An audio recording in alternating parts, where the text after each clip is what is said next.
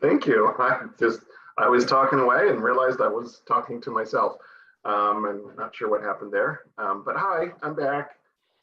So did you do the introductory stuff? An abbreviated version, yeah, that's fine. Okay, We're good. perfect. If you have questions about anything, pop them in the Q&A feature and we will get to them. Anything that showed up while I was gone, I will not be able to see. So David, you'll have to pull those out if there's anything in the Q&A. I didn't see anything. From now on, I'll be able to see. Okay, cool. I wanted to talk about, normally David does the educational portion, but he did not have time to prep today, and I did have some time. And for the last 3 weeks or so, everywhere I've been, every group I've been in, whether it's online, in person, even just randomly at game night the other day, we've been talking about porn and what is it? What does it look like? What does it do to people? What qualifies as addiction? What doesn't? Is porn the same thing as sex addiction? Just lots of questions about porn. So I just wanted to take some time today to talk about pornography. So, yeehaw, pornography. So porn addiction, I just want to start out and say, because most people here are addicts or partners of addicts. Porn addiction is defined by the same basic criteria that we use to define sex addiction, which are the same basic criteria that we use to define alcoholism or drug addiction or compulsive gambling or any other addiction. It's first and foremost, preoccupation to the point of obsession. So we think about it a lot. The second criteria is a loss of control over use. Generally, this is evidenced by multiple failed attempts to either quit or cut back. In the case of porn users, we have the download delete cycle. You know, we build up a big collection of porn and then we feel terrible about it, so we delete it and we feel all good about ourselves for 3 days and then we're collecting porn again. A binge purge cycle. Binge purge cycle, yes. If it was an eating disorder, we'd be binging and purging. So download delete, or beat and delete if you want to be crude. So we can't control it. When we go online, we stay online longer than we intend to. We go online when we promise ourselves we won't. We delete our collection and then we start collecting again. That's the loss of control with porn addiction. Kind of looks the same with any addiction. And the last criteria is directly related consequences: relationship trouble, trouble in school, trouble at work, loss of interest in other activities, which is a big one for porn addicts. Porn addicts can camp in the basement and stay there instead of doing things they used to enjoy. FYI, porn addiction often pairs with video game addiction. They trigger the same parts of the brain. Maybe David, you want to address it? We'll have you address that later. We'll just bring that up later because David's better at explaining that than I am. So it's basically, with pornography, it's preoccupation to the point of obsession, loss of control, and then negative consequences. And it's fairly straightforward with porn addiction, any other addiction. Sometimes people want to know, are porn addiction and sex addiction the same thing? And the answer is yes and no. Porn addicts, people who self-identify as porn addicts, usually do so because porn is their primary sexual outlet, porn and masturbation. So it's all about sex with self. And they struggle to go into a 12-step meeting for sex addicts where they might be sitting next to somebody who has had 3,000 sex partners. And I'm not making that up, by the way. So, you know, they feel like they're not the same. So there are 12-step groups for porn addicts now, but I personally consider porn addiction a subset of sex addiction, or a way that sex addiction manifests, because it still is using a sexual behavior as an emotional escape. We turn to porn. Porn addicts turn to porn when they're having emotional discomfort, usually. You know, I'm feeling lonely, I'm feeling bored, I'm feeling ashamed, I'm feeling something that I don't want to feel. So I will use an addictive behavior or an addictive substance to numb out. This is the core of any addiction. This is why alcoholics drink. This is why drug addicts get high. This is why compulsive gamblers go to the casino. It's why straight up sex addicts go to the strip club and prostitutes. It's why porn addicts look at porn. We want some emotional escape. So porn addiction in that way is exactly the same as any other addiction. The difference is it's focused on pornography. But it's all about escape, which brings us to a topic we're going to talk to in a minute called not porn. But until then, I want to talk about what is porn. Sometimes people are looking at porn, but they don't consider webcams porn or sexting porn, and some people do consider those things pornography.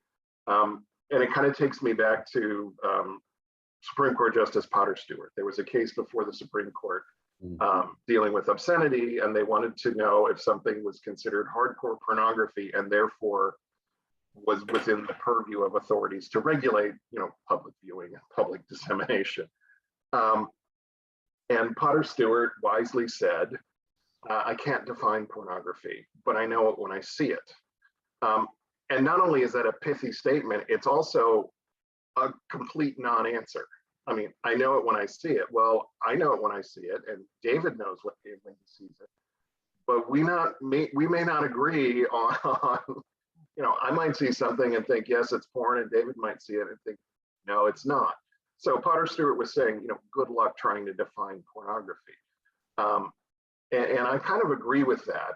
And he was also saying, good luck trying to regulate it, which, the fact that they were trying to regulate it back in, I think this was in the late 60s, early 70s, is sort of quaint in the internet era now, where it's absolutely impossible to regulate it. But it was a different era. And magazines, right? Mostly magazines. It was mostly magazines and sometimes videos. I think this one was a video. Okay, yeah. That they were in this particular court case. But yeah, it was mostly magazines. And, back in the day, mostly nude males with what they called posing straps. Those were illegal back in the day, even though they weren't actually showing anything. It was basically like guys in a Speedo, but they called it pornography.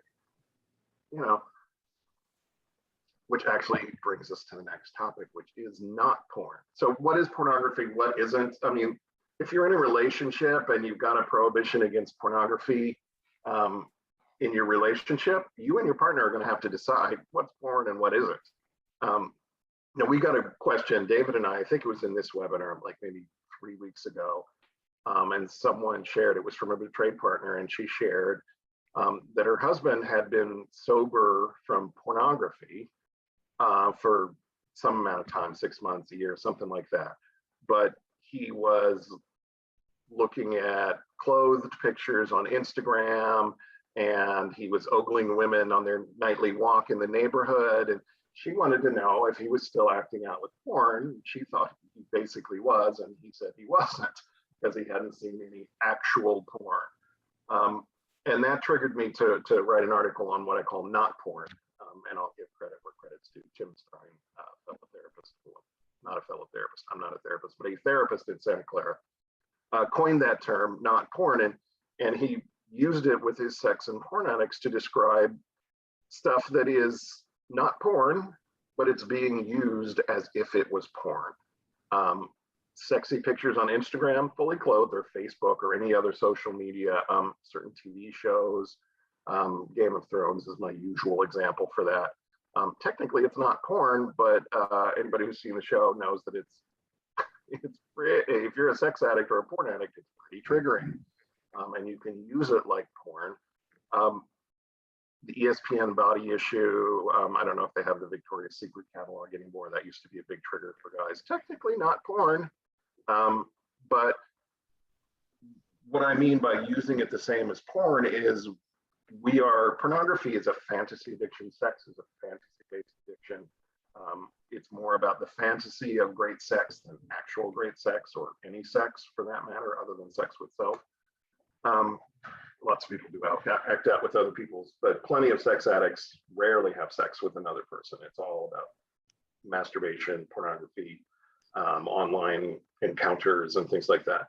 But not pornography is used the same way as porn. We use it to trigger sexual fantasy, escapist sexual fantasy. So it spins us into the bubble, which is actually when sex and porn addicts are high. We call it the bubble.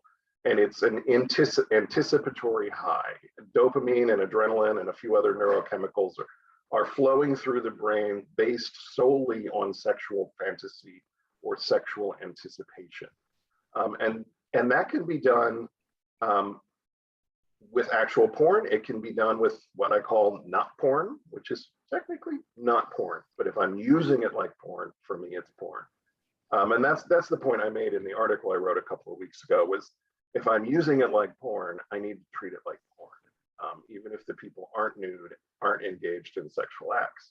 I need to recognize that for me, it's still porn because I'm using it as an escape. I'm using it the same way an alcoholic uses vodka, the same way a drug addict uses heroin, the same way a porn addict uses hardcore porn.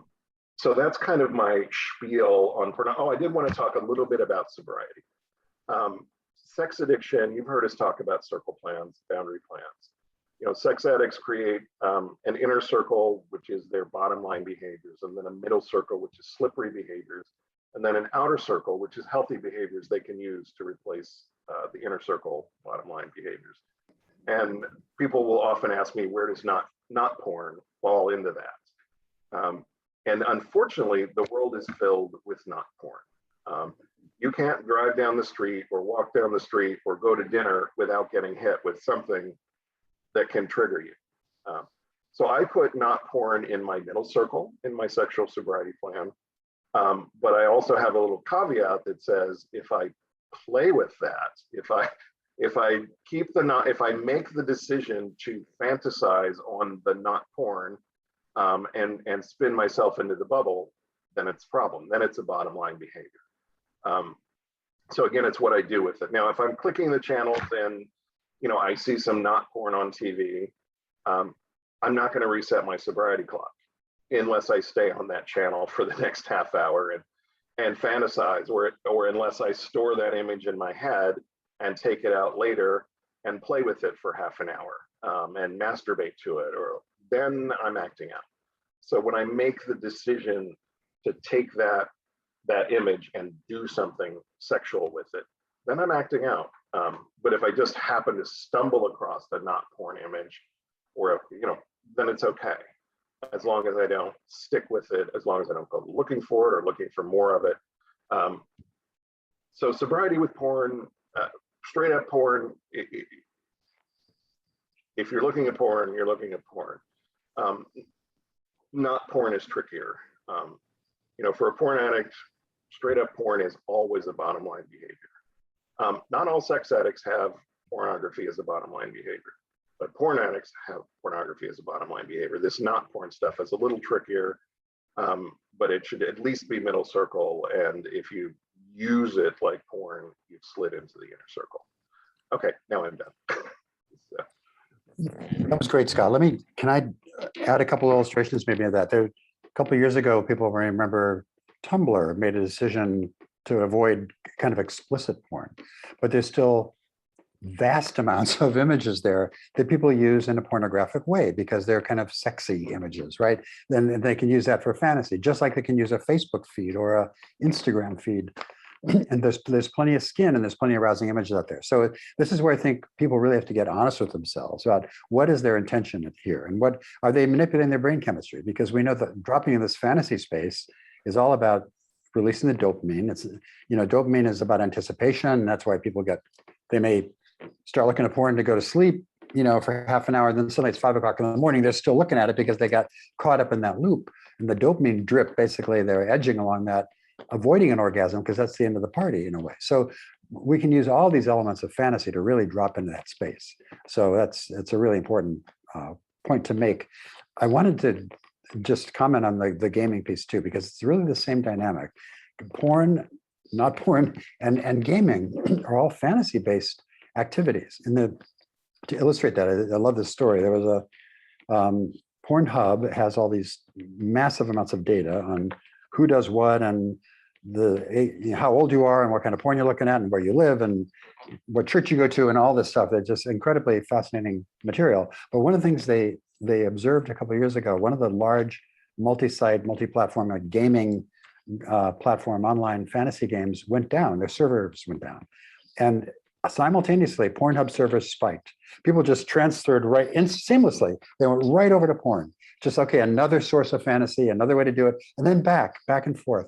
So we have, and this is kind of I've just started to hear this admitted to more, but we have an awful lot of guys who do go back and forth between gaming and porn or gaming and fantasy stuff without even realizing how they're kind of reinforcing their own addictive tendencies. And gaming is a dangerous, it's a risky, I say dangerous, risky behavior, because it can really get caught up in that same fantasy land that can be troublesome for an addict. So, yeah. Can you talk a little bit about the algorithms, the intermittent reward of video games, and how they sort of mirror just the randomness of pornography? Right. So, yeah, this is a really fascinating work, because there are algorithms out there that social media engages, Facebook, Instagram, Pornhub, different kinds of porn sites, but they're all designed to take advantage of the brain's reward system, which is like the heart of the addictive process in our brains. And the reward system is about getting dopamine, which makes us want more and have a pleasant experience about it. But it really pulls us deeper and deeper into that. And we get in there and it's really hard to escape. And they know, based on neuroscience, that there's certain things that keep us glued. And now Facebook and I'm sure Instagram really want to keep our eyeballs on the feed so they can sell stuff. They can make sales or ads or whatever. So that's their purpose. But they do the same thing. It's the exact same algorithms that the Vegas slot machines use, which is we'll give you a little bit once in a while. In psychology, it's called intermittent reward. And there's a famous neuroscientist named Robert Sapolsky who said if the word maybe is anywhere in that algorithm, it's like catnip for humans. We can't resist. And so it's like, maybe I'll win this time. So if you're at a slot machine in Vegas, you keep dropping coins in because maybe this next one, and I think anybody's ever done that and knows how it's easy to make up your losses, right? Or do whatever. I'm not a gambler, but it's easy to get caught up in that. Same thing with Facebook, same thing with Instagram, same thing with the hookup apps, Tinder, Grindr, Scruff.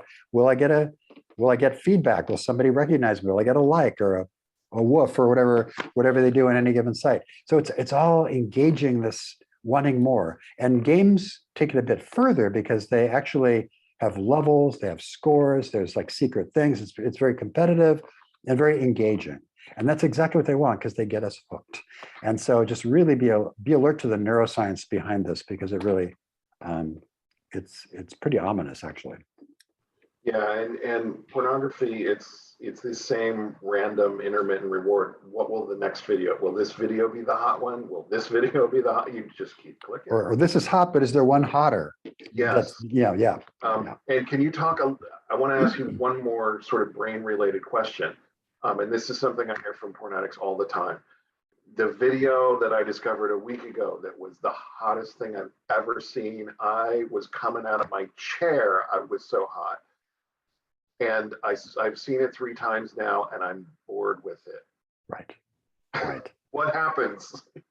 So this is a really classic phenomenon, and I often will talk to porn addicts who have these vast file systems, right, of the downloaded images that they rarely go back to. Sometimes they'll have favorites, but oftentimes it's vast amounts of pictures they don't really use. But there's a limited shelf life for any given image. You know, we've been talking about dopamine. Dopamine likes novelty. Dopamine wants something new and different. And so very quickly, we get bored. We don't get the bang for the buck when the image the second or third time, it's just like, there's probably something better out there. And so that's a classic. And that leads, of course, something we see in porn all the time, to the buildup of, we call that tolerance in addiction, where the same thing isn't giving us the level of dopamine it was giving before. And so we escalate. And with pornography, we see that escalation happening in terms of the genres people are looking at. They may go from more kind of vanilla-y porn into more kinkier stuff or more taboo. And people get in all kinds of trouble, even with underage porn, because of this need for dopamine and kind of getting into dark alleys of the internet just for the thrill, then the excitement and the intensity. And so that's a real phenomenon. So we see this classically with escalation all the time, and it can happen very fast. Yeah, and tolerance and escalation takes porn addicts places they don't want to go. You know, it's like a heroin addict. Nobody starts out with a needle in their arm. Nobody starts out thinking, I want to be a junkie. You know, you have a beer, you know, you get a little giggle on, you know, when you're 14 or whatever, and the next time you have 2 beers, and you know, a couple of years later, you got to drink a 6-pack to get there. And, you know, in your mid-20s, you need a bottle of vodka to get there. And then you're, you know, stealing grandma's opiates and crushing them up and snorting them because it gets in your system faster. And, you know, one day you wake up and you've got a needle in your arm and you're in an alley and you're looking around and there's vomit all over the person next to you. And you don't know how you got there. This is the same thing happens with porn. I mean, we end up in that alley with the needle in our arm, but the porn equivalent of it. You know, there was a study it's done about 7 or 8 years ago by Ogi Ogus and Sai Gadam, who are neurobiologists. And they wrote a book on it called A Billion Wicked Thoughts. And what they did was they went to Dogpile, which is a meta search engine, like fed by Yahoo and Bing and all those others. And they studied, I think it was like 40 million search requests representing like 2 million people. And they found that like 13% of all search requests were porn related. But they were mostly interested in what it is that people are actually looking for. Because if you survey somebody, even if you're in person and a good surveyor, people lie about sex, you know. If you ask men how much sex, married men how much sex they have, and married women how much sex they have, and the men will tell you that they have like 3 times as much sex as the women will tell you. And, you know, they're married. It's like, you know, somebody's lying here. So, and that's marital sex that they're asking about. So they wanted to find out what's really going on, and they found a lot of interesting things. The #1 search engine request was teen when it came to porn. Second was MILF, mom, I'd like to. And in the top 5 was granny porn. There were more people searching for granny porn than 19-year-old porn. Didn't see that coming. And it's because it escalates. That wasn't the fetish that most people started with, but it escalates, and they just want something more and more outre, or I don't know if that's the word I'm searching for. I think it is, so to get the dopamine rush. I mean, they're basically escalating to heroin, just like the weirdest, strangest stuff, and they uncover elements of their arousal template. If there's, I'm gay, 100%. You could show me straight porn from now until doomsday. I'm not going to be attracted to women. Sorry, ladies. I know I'm a catch, but because I don't have it in me. But if somebody is even slightly bisexual, they will become interested and they will start looking at that porn. Or if somebody has even a remote interest, usually trauma-based, about trans porn, they'll start looking at trans images. It escalates, and we uncover elements of our arousal template that often upset us. And there's nothing we can do about it. Is there, David? Once it's in, it's in. That's right. Especially with the intensity of something like porn and the trance of a screen, it's like mainline right into our brain. And so once those things are implanted in our arousal template, they're basically there to stay. But I wanted to just tie something you said before. It's like, I'll know it when I see it. With the exposure to all these different images on porn, it's like, for whatever reason, by seeing it, people have this visceral reaction like, wow, that's hot, or it's not, but it's uncovered something that was already in them. And so it resonates somehow at a deep level.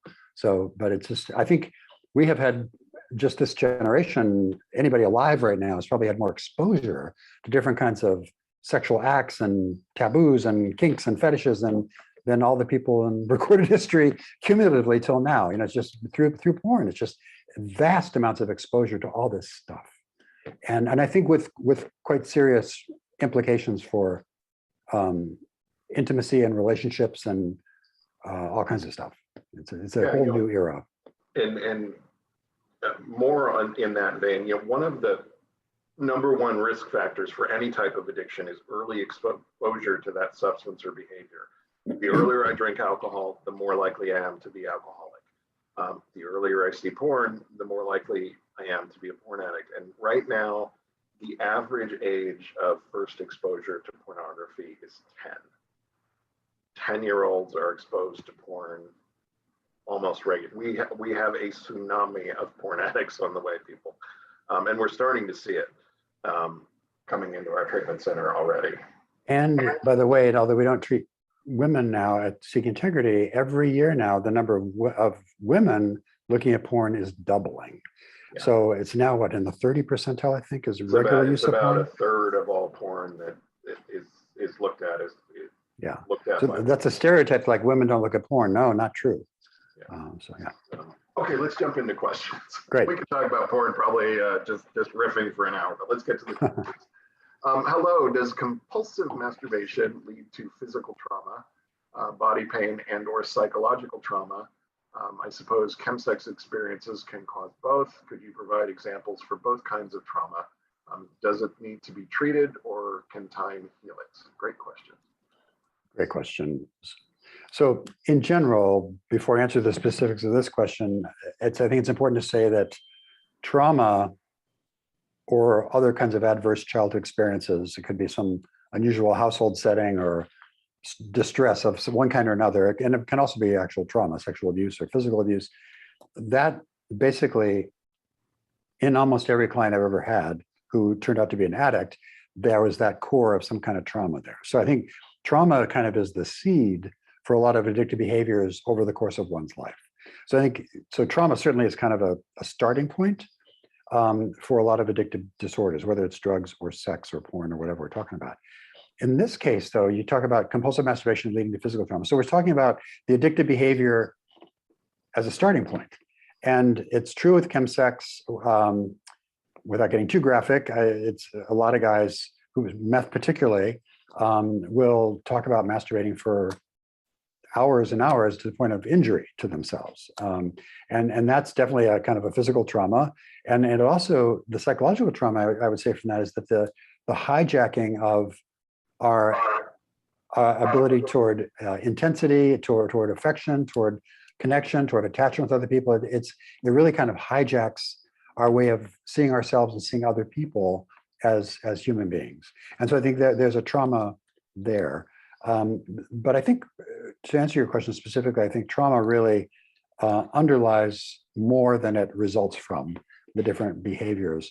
Now, the good news here is that there are really effective trauma therapies. There's a number of different kinds, from EMDR to different kinds of somatic components and so on. So there's a lot of research, and more we're getting what we're calling trauma-informed care, meaning that therapists are having an awareness of the role of trauma and how it can play out. So I think there are solutions here, but I think at first we have to talk about what is the trauma and if people have it.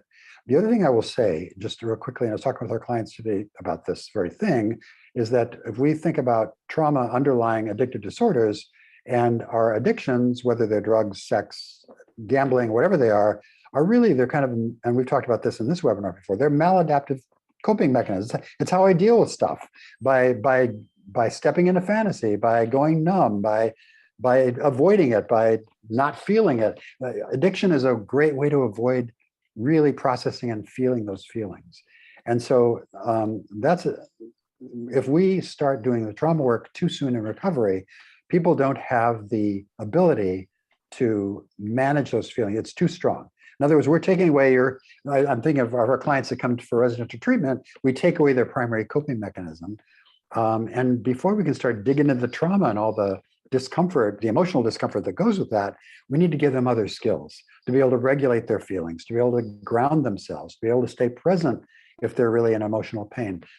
So my point here is that trauma therapy is an essential part of recovery in my mind, but it has to be done at the proper time. If we start it too soon, it's going to be more destructive than helpful, I think. The guys, compulsive masturbators and porn addicts in particular, feel immense shame about their behavior. Is that shame a form of trauma in and of itself? Psychological trauma that can actually make the addiction worse and start to drive the addiction? Right. Yes. I mean, what I would say again, I think the shame is probably there before the addiction. Oh, yeah. But then that is a core feature of the addictive behavior, and it certainly complicates the recovery. We've talked here before about the shame spiral, where people just drop into this spiral and go off into the depths of of darkness and self-remorse. And there's a lot of victim in that and other things, but shame is something that's really very destructive, I think, to the recovery process. And it's one thing we consciously address in every client we have is how does shame fit into your life and where did it come from? And more important, what can you do about it to get rid of it? It's not a useful emotion. Yeah, and the other thing I wanted to kind of throw out related to this, and it's elaborating on something I mentioned earlier, the average age of first exposure to porn is 10. Most of the time, it's not intentional. Kids are exposed to it by a friend or an older brother or a parent or somebody who's, and that is very traumatic. But then they sexualize it later and turn it into an addiction in an attempt to control it or whatever. But a lot of times the first exposure to porn is a trauma that leads to more porn use, unfortunately. So I love this next question. My ex-sex addict would always say, I've never been into porn when talking about his sex addiction that he has had for 50 years. I never asked about porn. He would always just make this distinction. Do you see this often where the SA takes the initiative, the sex addict takes the initiative to ensure he self-identifies specifically this way? I'm just curious, my gut tells me that there is something more around this. Well, I mean, I think this is an acute and valuable observation, because I think if I drop into my inner addict mindset for a moment, I want to really circumscribe the area that I have to pay attention to, right? And if I'm just an alcoholic, then it's not so bad if I take a little cocaine once in a while or smoke marijuana every day or do something else, because I've identified my problem as alcohol. And so I think it's a little bit of a game, a semantics game that we play sometimes. And I think, although Scott made a great point that there are primary porn addicts, there are primary sex addicts, but I think probably most sex addicts in general have a lot of crossover with pornography. I don't know any sex addicts. Thank you. Okay. That was my academic writer style, sort of trying to couch everything. Yeah, it goes with the territory. So I think your gut, to the person asking this question, your gut is good here. And it's an artificial distinction in my mind. And if that person was my client as a therapist, I'd sure confront that, because we're not getting the whole story there. Part of denial, which is also a classic hallmark of addiction, part of it is to kind of do this little narrow weave of what our behaviors are, leaving out stuff that we don't want to really address and deal with. So I think getting a little more honest and broadening the definition might be useful for that person. Yeah, when I'm teaching guys or helping guys set up their circle plan, their sobriety plan, the one thing I have to emphasize to them is, this is about identifying your problem behaviors, all of them, being honest about it, all of them. It's not about skirting the issue and reserving one little way to act out and still get the escape that you get from your sex addiction. So a lot of guys will say, "Oh, I'm not into porn," and it's not their primary thing. It's strip clubs and affairs and this and that, but they look at porn once in a while.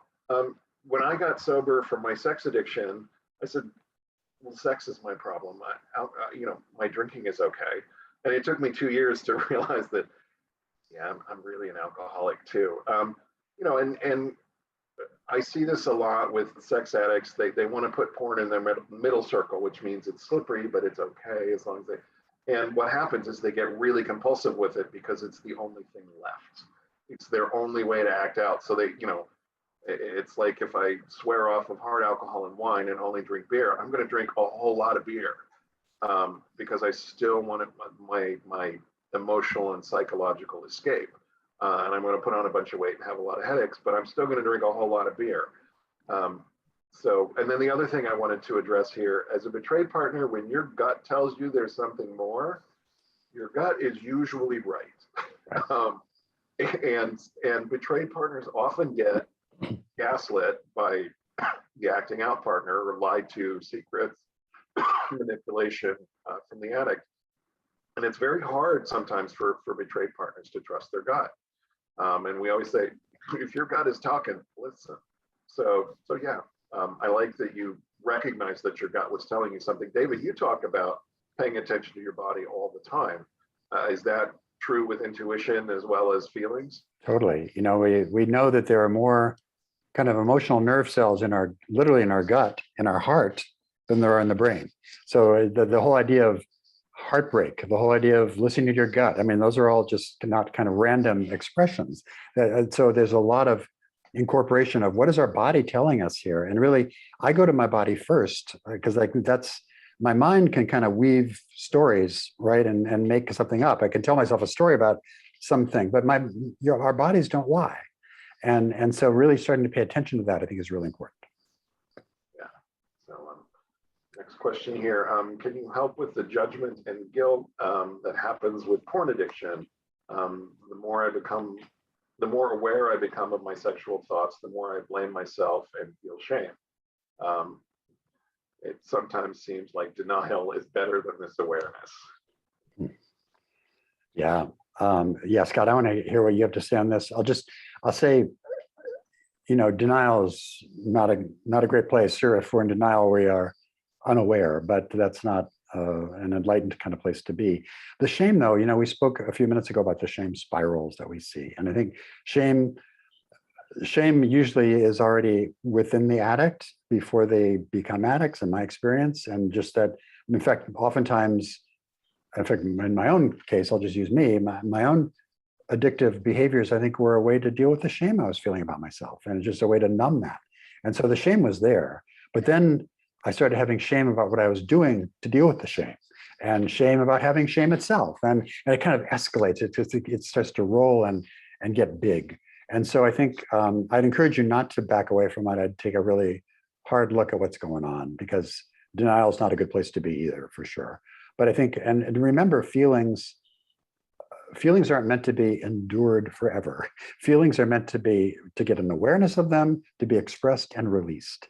And so shame is one of those things that doesn't work that way. And so it's not a good emotion, because it kind of just weighs us down. But normally, I think if we can really face whatever the shame is trying to protect us from, that's the way out into healing, in my opinion. I noticed somebody has the electronic hand raised. We actually don't do that in webinars, but if you have a question, just type it into the Q&A feature or the chat feature, and we'll try to get to it for you. We don't bring people up because we record these and post them, so we don't want to ruin anybody's anonymity. And I see 2 people with hands up, so type them into the Q&A or the chat feature, please. Yeah, judgment, guilt, shame with porn addiction. Porn addicts and people who struggle with compulsive masturbation. So much shame involved with those behaviors. It really destroys your self-esteem. I'm teaching a porn addiction work group. It started last Saturday. And the guys in that group, they were almost in tears, because for the first time ever, they were on with 14 other guys with the exact same problem. And that's one of the beautiful things about group recovery, whether it's a treatment center like we have in Los Angeles, or Zoom meetings, the work groups like David and I have work groups online, is it really helps with the shame to be in a recovery group with other guys or women, if you're female, who are having the same issues. And by the way, if you want to sign up for that, email me, scott@seekingintegrity.com. I'll get you in, even though we've already started.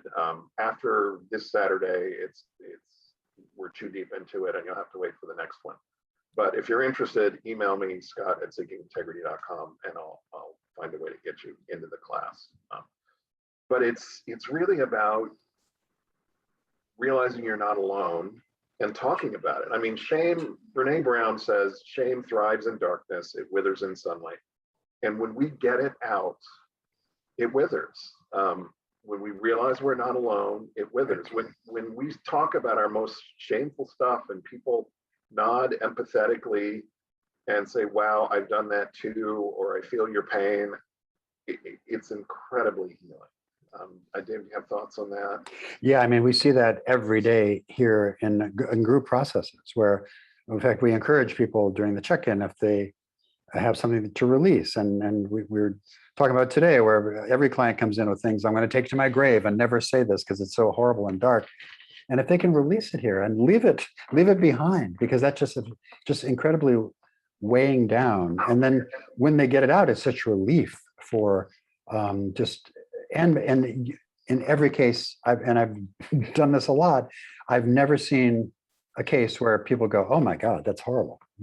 People lean in. People, when you're vulnerable about sharing something like this, it's intimacy, frankly, and people share and relate, and actually their heart goes out to you as opposed to judging. And so I think releasing that stuff, letting it go, despite it's totally counterintuitive because the thought of releasing it is like, oh my God, all my worst shame for the world to see, but it's actually quite healing. Yeah, first of all, 12-step groups have, whether they consciously understood this principle or unconsciously understood this principle, they have been practicing this principle since 1938 when AA was founded. We go into a group, we share our deepest, darkest secrets. We formalize that with steps 4 and 5 in 12-step recovery. Step 4 is searching and fearless moral inventory. Step 5 is sharing that with God, ourselves, and another human being.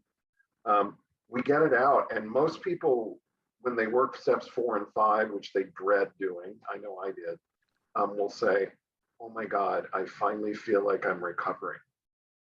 I mean, that's the moment. Usually step 5, step 4 for me was when it really started. But most people, when they finally share it with another human being, and that other human being doesn't run screaming from the room, it's when they feel like, oh, I'm actually becoming part of this recovery community, and I'm finally making progress. Once we get it out, it's like a disclosure with somebody who's been cheating. Once the betrayed partner knows it all, then the relationship can start to heal. We can start at ground zero and start to heal. And for addicts, getting it all out gets us to ground zero so we can start to heal and work on the trauma that David talked about earlier, all that kind of stuff. I'm a big fan of group therapy and 12-step meetings and drop-in groups and all that stuff. My partner has access to all my emails, social media accounts, etc. There's also robust monitoring software on my computer and phone. Good. I'm completely okay with this, and it is a totally reasonable measure for my partners to feel safe. I recently asked my partner that if I don't know if this is she or he, it doesn't matter, we're checking my email to not read emails to or from my sponsor or other people that appear to be related to my recovery. My reasoning for this was twofold. One, okay, she might stumble on something that is half-baked and not ready to be presented to her. And two, if I'm in a slippery situation or slippery frame of mind and not in the best place mentally, I might reach out to my sponsor for support, and I don't want her to know about that because it could cause problems. When I spoke to her about this, she was not on board with it. She stated that she wants to be able to verify I am being open and honest with my sponsor, etc. And if I'm doing what I'm supposed to, she won't be checking up. I feel like my boundary with this is reasonable. Am I off base, or is this a reasonable boundary? That is a great question, and we get versions of that constantly. Right. David, you're on. Yeah. So what we know about betrayed partners is that there's just a lack of emotional safety, and that's a real thing. It's traumatic to have the experience of being involved with a sex addict, whether it's a short time or a long time. So one of the main strategy, in fact, of partners often is information. If I can get the information, if I can just reassure myself that I know what's happening, that I know what he's doing, and I know what he's saying, then I'll be able to kind of reestablish my emotional safety. In my experience, the problem with that is that there's never enough information to make you feel really secure that you know everything. And so people kind of, I've seen partners really kind of, as an expression, kind of lose their minds, right? Becoming detectives and spending vast amounts of energy and time trying to make sure they're aware of everything. I have a little bit of a problem with that in that, first of all, it's not a good strategy because I think there's always that creeping doubts, like, I don't know, there's something I'm missing, right? And so you're not getting the safety that you're trying to get by being aware of all the data. But the other thing there is that I think people, it kind of starts to shift the responsibility back to the partner. And the responsibility really needs to be on the part of the addict, in my mind. And I think one of the things, this comes up a lot of times in the context of circle plans, where partners will often really want the addict to put lying in the inner circle. And lying's not a great behavior, obviously. But the strategy that we recommend with that is like, okay, you may lie because you lie automatically, especially more in the beginning and early recovery. But what do you do about it? You correct it, as soon as possible. And we do it like a 24-hour limit. You're going to come clean. And I would rather have that working communication with a sponsor kind of go back and forth with some privacy, and then have a commitment on the part of the addict to inform his partner what's going on sooner rather than later. But that's just kind of and there's maybe circumstances that would make that different. But Scott, where do you come down on that? I'm very much on the same page. I just typed into the chat feature, Michelle Mays, who's a therapist on the East Coast. She has a Partner Hope blog. I think it's called Partner Hope, all one word. But her website is partnerhope.com. I do know that one. She talks about Sherlocking and how betrayed partners have this need to know everything to feel safe. But it never works for them. The more they know, the less safe they feel because they keep wondering if there's more, if there's more, if there's more. And she recommends, just as we do, and just as any good CSAT does, to do a full therapeutic disclosure where all the truth comes out. You take a lie detector test to say, yes, everything is out. I told the truth. Now you know everything. Now we're at ground zero. Now we can start to heal the relationship. And, because betrayed partners really struggle to heal until they're convinced they know everything. And that's the role of therapeutic disclosure. Matt and I did a couple of webinars on therapeutic disclosure. Go to our YouTube channel, type in Matt Wheeler and disclosure, and those two videos will pop up because we dedicated 2 full hours to the process of disclosure. Now, your reasoning, not wanting her to stumble on, I tell guys always, your therapy work is your therapy work. The assignments you do for your work group, whether you're taking it with me or David or Jason or whoever, is your work. And it's to open up your mind and to educate you so that when you're ready to share things with her, you can do it in a concise, organized, non-triggering, non-blaming fashion. And if I'm a betrayed partner, that's how I want to hear it. I want to hear it clear, concise, accurate, non-blaming, non-shaming. I just want the facts. I want to know. But as a betrayed partner, I would encourage you to respect certain boundaries and trust that your cheating partner will get it together and organize it and share it with you at the appropriate time. Whether that's in a full therapeutic disclosure or couples therapy or just in your daily check-in or weekly check-in, whatever it is you have. Snooping doesn't do your ego any good, and it doesn't do his sense of safety any good. I can only speak for myself. I needed a safe space to work through my craziness, to break through my lies and break through my denial. And I needed safe people that I could reach out to when I was triggered. And if somebody was like constantly monitoring all that and judging me on it, or I was worried they were judging me on it, it would be very difficult for me to do that work. And I would start hiding things so that I could do the work. And that's just not what we want here. I kind of went long on that, but I don't know if I made any sense or not. No, I think it's, yeah. I mean, I love your willingness to give access and to be transparent and to be accountable, but there are limits.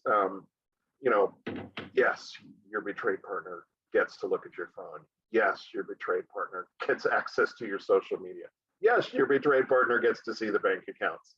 Um, Communications between you and your sponsor are between you and your sponsor, my opinion. I understand where she's coming from. But I'm kind of coming down on your side this time. And usually I come down on the betrayed partner's side. This is unusual. Did you seriously just say trust the addict? No, I didn't say trust the addict. Did I say that?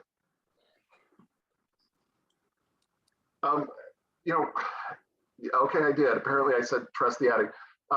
If your gut tells you your addict is lying to you, your addict is probably lying to you. If your gut tells you your addict is really trying to work a good recovery, your gut is probably right. And in that case, give the addict a little space to do what he or she needs to do. So that's hopefully a clarification that makes sense. Yeah, I mean, I agree. I think even addicts have the right to have some process with their therapists or their groups that has some amount of privacy with professionals or with people in recovery. And I think, and then as I say, if it's something important or significant, then that needs to be reported quickly and accurately to the partner. But I think having kind of real-time feed on processes as they're unfolding is not necessarily healthy for either person, frankly. It's traumatizing to the betrayed partner to get things half-baked. It really is. So I always encourage betrayed partners wait until the proper time. Now, many couples have boundaries about lies and secrets in place. I'm all with David. Lying should probably not ever be in the inner boundary because it took me a full year to stop lying, and that was with a lot of hard work. I don't particularly lie much anymore. Once in a while, I'm sure I come out with something. But where was I going with this? We got things half baked for decades. That's wrong. Yes, we did have things half baked, and it's traumatizing. I totally understand that. Yeah. Yeah. Yep. And you don't want to get them half baked anymore. You want to get them fully baked. And this is I know what I was talking about. The boundary that a lot of couple have, we call it the 24-hour boundary. If I lied to you or I'm keeping something important a secret, like other than what I got you for your birthday, I have 24 hours to come clean about that. If I can come clean within 24 hours, then you're not going to be mad at me for withholding or for telling the lie or withholding the information. You can be mad about whatever the truth is. You still get to get mad about that. Did you spend $300 at wherever yesterday? No, I didn't. If I come clean in 24 hours, you're not going to get mad about my initial no, I didn't. You still get to get mad about the $300. I mean, but because addicts, it is ingrained for us to lie, and we are experts at it. And we're lying to ourselves, and we have to recognize in our own minds, oh crap, that's a lie. That is not true. I was talking to somebody shared, and this was an AA meeting, but talking about what a liar he was. He had created his first sexual experience, which was a total lie. You do that when you're 14. Everybody else is lying. And he had been telling that story for decades. And when he got sober at 40, he was in a conversation and somebody wanted to know about his first sexual experience, and he told the lie. And then it was like later that night, I said I had to call that person on the phone and go, oh my God, that's a total BS story that I've been telling for 25 years, and he'd been telling it so much that he believed it. And then he had to realize, oh my God, that's not true. So this is what addicts are doing in their therapy work, a lot of it, and with their sponsor, a lot of it. And, we see an image or something and it triggers us, and we make up a whole story in our head because that's what we do. We have to break that habit. And part of breaking that habit is calling our sponsor and saying, oh my God, I did it again. It doesn't mean we're acting out. It means we're trying not to act out. But we need some space to grow and change. So I feel like I'm ranting, but yeah. Yes, you are, but okay. Thank you. We're almost out of time. Thank you for confirming. We're out of time, everybody. Apologize for my rant there at the end. Thank you for being here. I will be back next week. David has another commitment next week, so probably Tammy will join me, which we often do. And then David will be back in 2 weeks. Yep. And again, thank you all for being here. Thanks for the great questions, and we'll talk to you soon. Thank you, Scott. Take care. Good night, everybody.